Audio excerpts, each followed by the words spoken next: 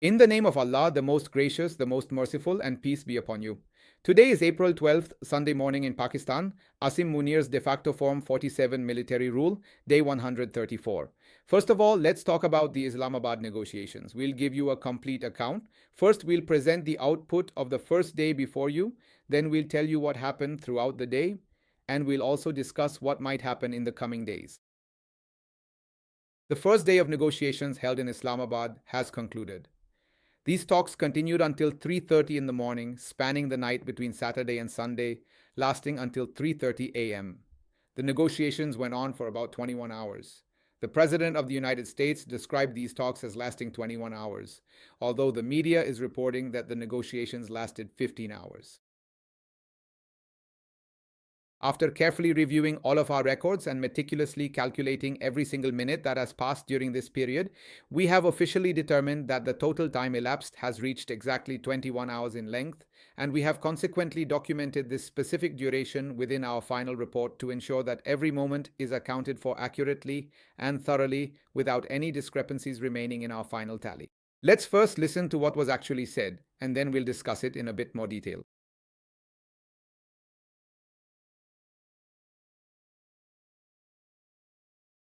Did you happen to catch that incredibly strange sound just now? It was so sudden and unexpected that it completely caught me off guard. I honestly cannot believe what I just witnessed him doing. Did you actually see that with your own eyes, or am I just imagining things?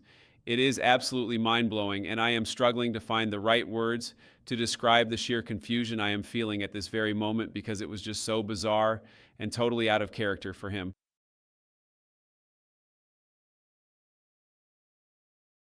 Did you hear? He made 2 points. First, that the negotiations continued for 21 hours. He said that we negotiated in good faith. He emphasized that their main focus is to ensure that Iran, under no circumstances, possesses any nuclear material now or produces it in the future. He said that their effort is to get every kind of guarantee from Iran on this matter, or for Iran to accept their conditions so that Iran.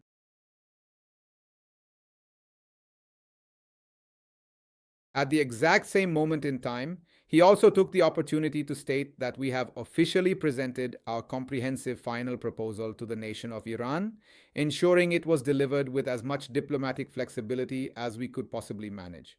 The United States of America has consistently demonstrated that it has been as flexible and accommodating as it could potentially be throughout this entire process of putting forward its specific demands to the Iranian leadership. Now, at this critical juncture, we will wait and see exactly how Iran chooses to respond to these terms.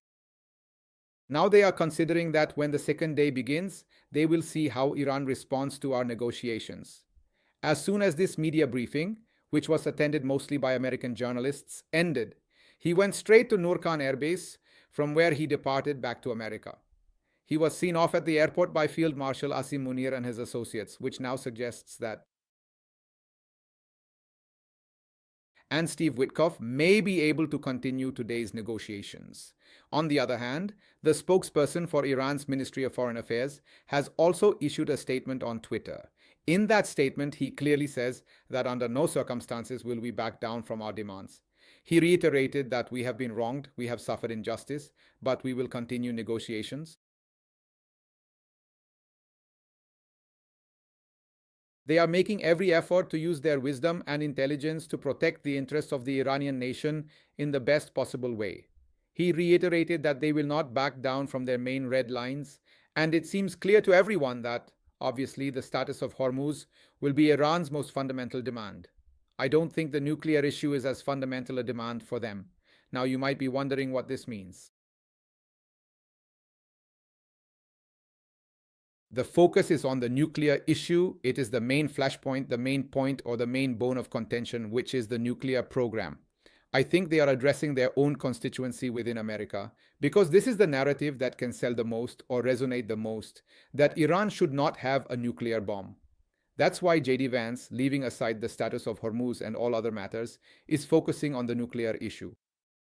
The real issue in the region is who will control the Strait of Hormuz, the Iranian assets, the sanctions imposed on Iran, Iran's relationships throughout the region, and matters related to Iranian oil. These are the real issues. I think as for uranium and such, even in the previous negotiations that Oman was facilitating, Iran had already agreed to hand over its uranium completely to a third party, was ready to hand it over.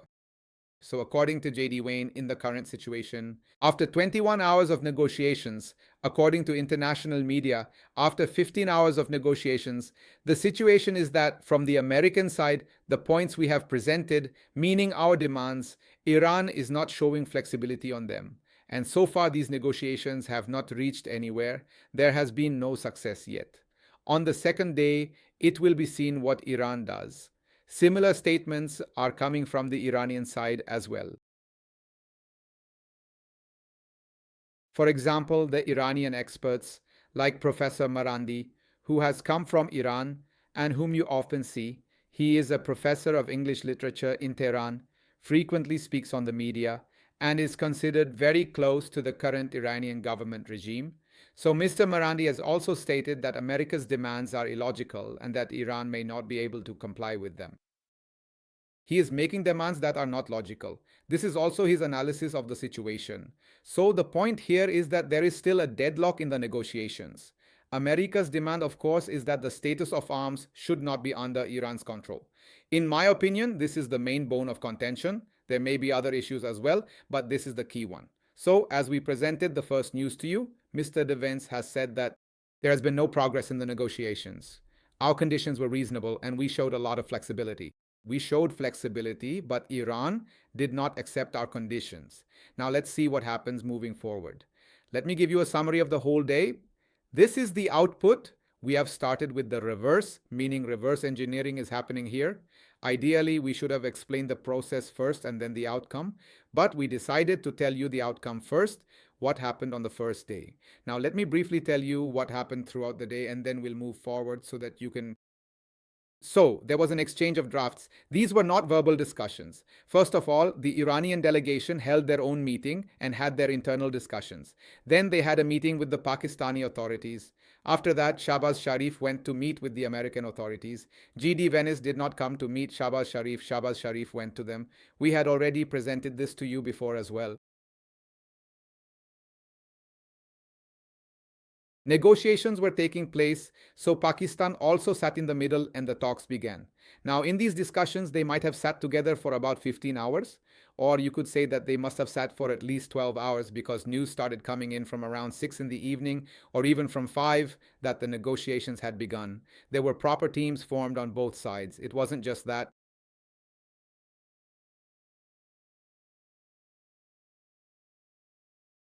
They were just talking. There were actual teams formed, and those teams were talking among themselves. For example, one team was from the state bank on one side and from Iran on the other. On the other side, the issues being discussed were the financial sanctions imposed by America on Iran or matters related to international financial institutions. These were being discussed within that team. There was another team that was discussing the status of firms. There were also short pauses in between, breaks as well. There would be a tea break, a pause, some conversation, one round would take place, then there would be a break. The documents that were shared with each other, the teams would go and contemplate over them, then brief their respective leadership, get further direction from them, and then the teams would sit together again, and the main leaderships with the main leadership. So there was a lot of injustice and cruelty done to the Bashars, or as we had informed you earlier, now that has proven to be true. Today, all over social media, exactly what we told you, if I remember correctly, in yesterday morning's vlog about what was going to happen to them is what actually happened. We'll talk about that later. But there was an exchange of written drafts between each other. First of all, Pakistani media claims that at exactly 4 o'clock, these negotiations continued until 3:30 in the morning, and this is also what Dropsite claimed, as well as Al Jazeera, which specifically stated that the negotiations took place until 3:40 a.m. according to Pakistani time. The Iranian negotiations had started at 1 o'clock p.m. as we had told you. So the media is talking about these negotiations lasting about 15 hours. So let me tell you, I apologize, I forgot, that the position of the American president is that the negotiations have so far failed. And on the other hand, Iran has also tweeted that there has been no success yet. This is also a kind of psychological war game or a negotiation game where both sides try to build pressure on each other and persuade one another. There is the negotiation table, and then there is the world media and global public opinion. After the negotiations, your image should remain positive, even if the negotiations fail, so that the whole world feels that this country made every effort and acted in good faith. This process goes hand in hand. It's not as if you just come out at the end and make a statement after the negotiations have failed or succeeded saying, "This is what happened." If you do that, the world will not believe you. The other party isn't doing it, so that pressure is put on them. So, will these negotiations fail? I've presented my honest analysis to you. Unless one of the parties is extremely inflexible, there's a 90% chance that things will move forward. I'm leaving a 10% margin because anything can happen, but based on the current situation, I see a 90% likelihood that the negotiations will ultimately lead to some kind of success in one way or another. Because this situation cannot remain constant. The current arrangement cannot stay the same. The reason is that whether it's the UAE or Saudi Arabia, a strong Iran is no longer in their interest. Given Iran's current situation, it doesn't seem like Iran is willing to negotiate below a certain level because they feel they have managed to sustain themselves. They have even closed the Strait of Hormuz, and they have realized that the whole world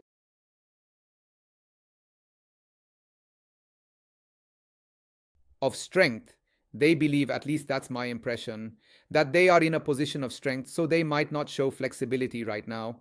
So perhaps just to get the states of arms opened immediately, there could be some kind of deal or negotiations. But in the long term, maybe a year later, 6 months later, 2 years later, I don't know, some new conflict might start again because the regional imbalance will persist as long as all parties do not sit down and handle these matters with genuine sincerity. So, you can consider these negotiations as somewhat tentatively successful. I'd say there's a 90% chance they will succeed, but both parties will flex their muscles and behave as if the talks haven't succeeded, saying this happened or that happened, and this will keep going as long as the negotiations continue. It's possible that the talks might be called off once, then resume again, maybe in a new session, perhaps in Pakistan or somewhere else. It's not necessary that it all happens in the same session or that there could be another session somewhere else. There are still 15 days allotted for negotiations, so this process can keep going. But overall, and I'm saying this to you very cautiously, I think the negotiations will move in some direction. Al Jazeera's analyst Ali Hashem is being cited by Dropsite, and they're saying that in his opinion, there could be progress in the second day of talks. According to Ali Hashem, what Kalibaf and the meeting that took place was pleasant. There was no tense atmosphere. In his view, the meeting was merely a courtesy call. Along with that, he is saying that the main sticking point from Iran's side is the ceasefire in Lebanon and the status of arms. Iran wants to have full sovereignty over the status of arms. And Hashem also made another important point. He says that Iran wants to bring in China and Russia to enforce this agreement and the negotiations. That is, Iran wants China and Russia to act as mediators. Iran is making efforts in this regard. After that, Iran is open to the Geneva nuclear framework that was agreed upon earlier, and Iran is willing to discuss it. In other words, Iran agrees to the nuclear deal it had previously made with the United States during President Obama's era. As for matters concerning the Iranian nation, Iran does not want to discuss them at all. They say these are absolutely fundamental and essential to our national defense. It's a basic, non negotiable component of our defense strategy, so we will not talk about these issues under any circumstances. This is the official position that Hassan Saib is currently articulating to the world.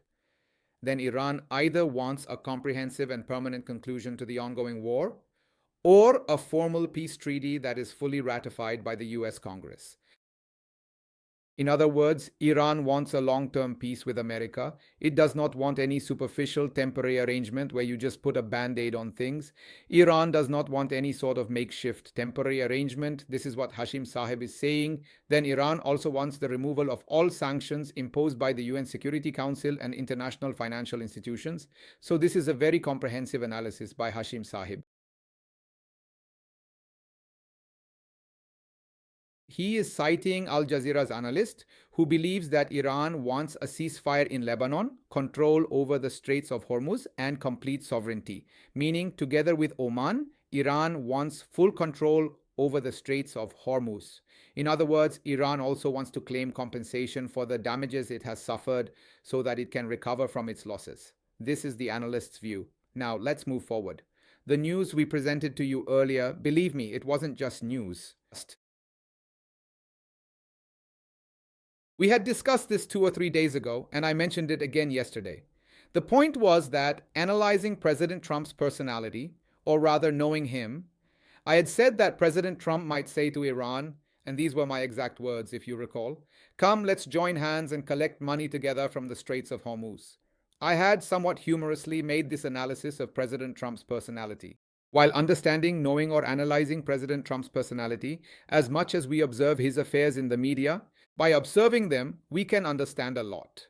Now, the Financial Times has run a story on this, and the Financial Times, using its sources, has turned our analysis into news. They are saying that the American delegation has presented the proposal of joint control and joint toll collection of the Strait of Hormuz to the Iranian delegation, but the Iranian delegation has rejected this proposal.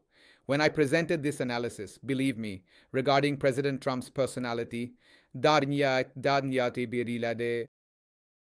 keeping his personality in mind, I felt that he could do this. I mean, today he is fighting a war with Iran, but tomorrow he could become a business partner. He could say, forget about all this, let's join hands. If this is a matter of $500 billion, which you might remember, we had presented the Telegraph story to you, that a toll gate could be set up on $500 billion. $500 billion is a huge amount. If President Trudeau that Iran, I had thought this. And now the Financial Times is reporting our analysis with their own sources, claiming that their sources are saying that America has proposed, let's collect the toll together. Iran has rejected this. Then, sources close to the Iranian delegation have told Al Jazeera that the American demands regarding the Strait of Hormuz are too ambitious, extremely ambitious. Iran believes that we cannot accept them. This also somewhat solidifies the Financial Times story and what Al Jazeera is reporting as well.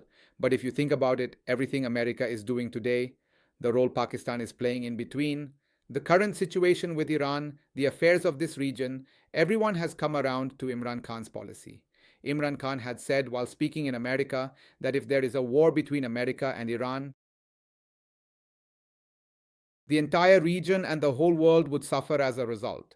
Issues should be resolved at the table through negotiations. Imran Khan said exactly the same things about the Afghanistan war 25 years ago, but at that time no one listened to him. However, 20 years later, when America ended that war, they implemented exactly the strategy Imran Khan had suggested. So, Imran Khan's strategy of negotiation has always been for the whole world. Have come and sat down. And earlier, regarding Afghanistan, Imran Khan was called Taliban Khan for saying these things. But in the end, America did exactly what he had suggested. Now, the current government of Pakistan, the one from Form 47, is also following Imran Khan's strategy. And what is that strategy? It is to remain neutral. Today, even journalists like Talat Hussein, who are considered envelope journalists or biased journalists, even they are now saying in their messages that Khawaja, Pakistan should not tweet like this about Israel. Pakistan should remain neutral. Israel is carrying out attacks, including on Beirut, and as I just told you, around 2,000 people have lost their lives there. Talat Hussein is advising that Khawaja Asif made a big mistake. He is the defense minister. He should not express his personal feelings. He should remain neutral because Pakistan has to facilitate negotiations. Now, all these people over there, well, here at least there is a religious relationship. People in Pakistan have certain feelings. On one side, there is Palestine, there is Gaza, all these issues. Over there was no such matter. On one side was Russia, on the other was Ukraine. Imran Khan had said that we should remain neutral because if we take any side, there will be ramifications for us in the future. So we should stay neutral and we should promote peace.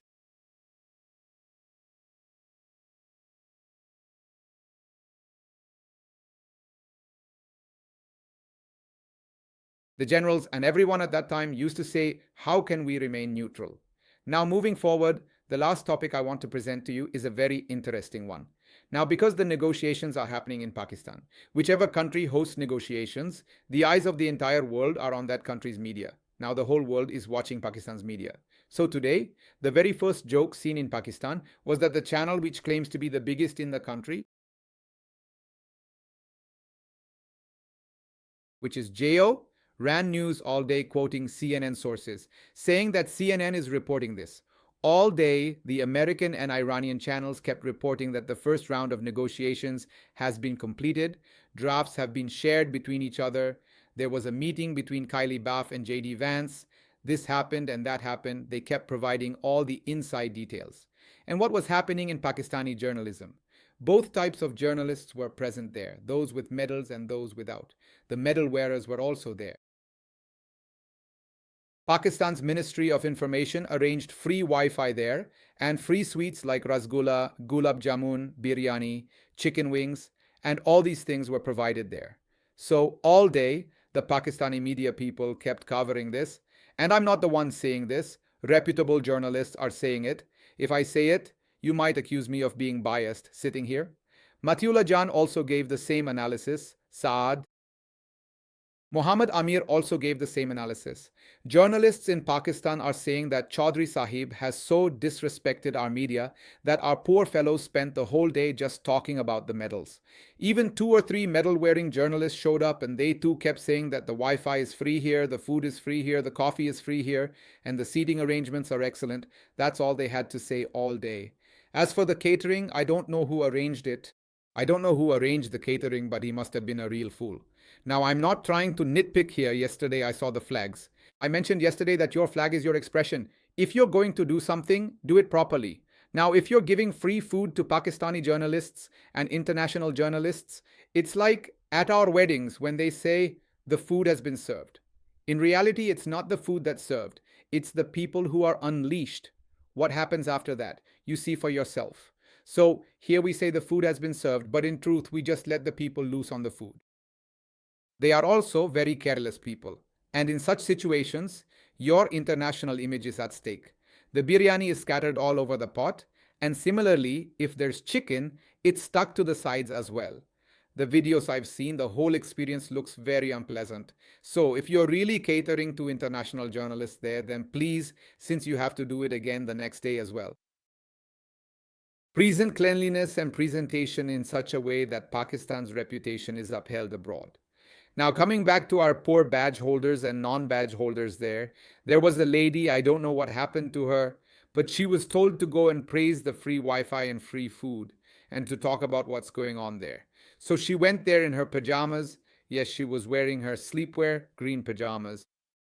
I can't do it now, but tomorrow I'll show you. I have pajamas exactly like the ones she was wearing, just like her stitched pajamas, except mine are blue and hers were green.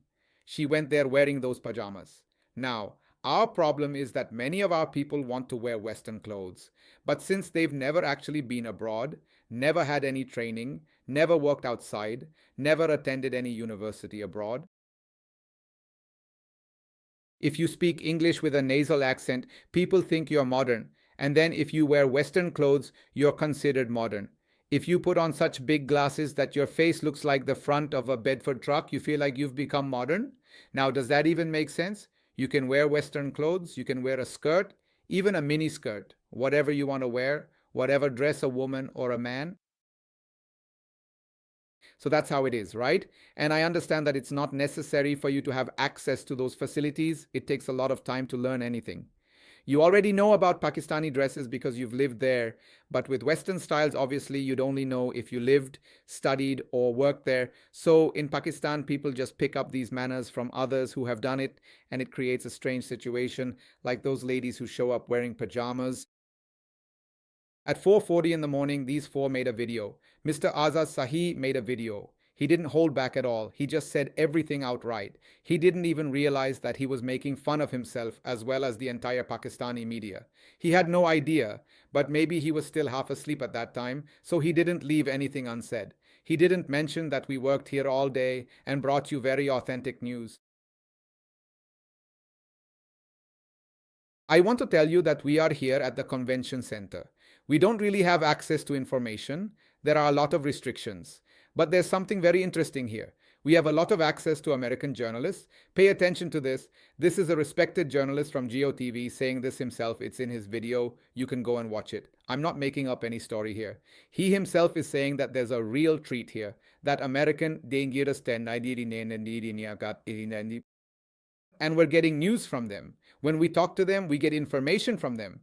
Obviously, when they file their reports with their organizations and it gets aired there, GeoTV just keeps reporting that CNN has claimed this or that. So even if Mr. Azaz Syed doesn't get the information directly from there, he can still see it on CNN and GeoTV will report it from there. Then he said another interesting thing. He said that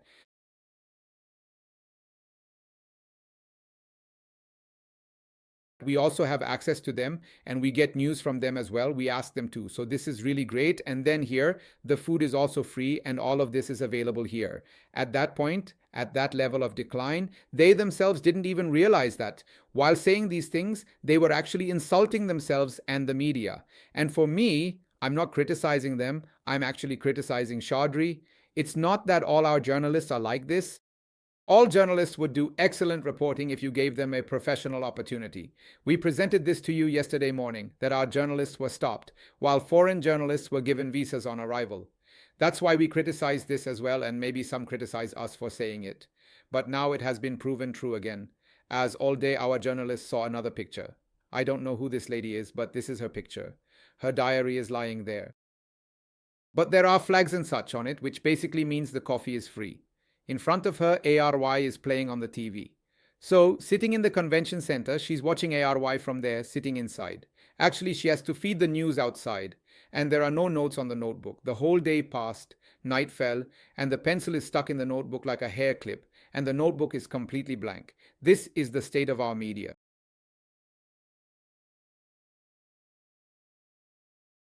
It's free, and the korma is free too, and here. Well, now I request the journalists with folded hands that whoever the caterer is, just stand guard over them because there will be international journalists coming, so at least keep things a bit clean there. And if you can't do anything else, then today, those with badges and those without badges, the poor souls, were just there, as if they had come only to cook some dishes. And as I told you, some even just got up and came in their pajamas.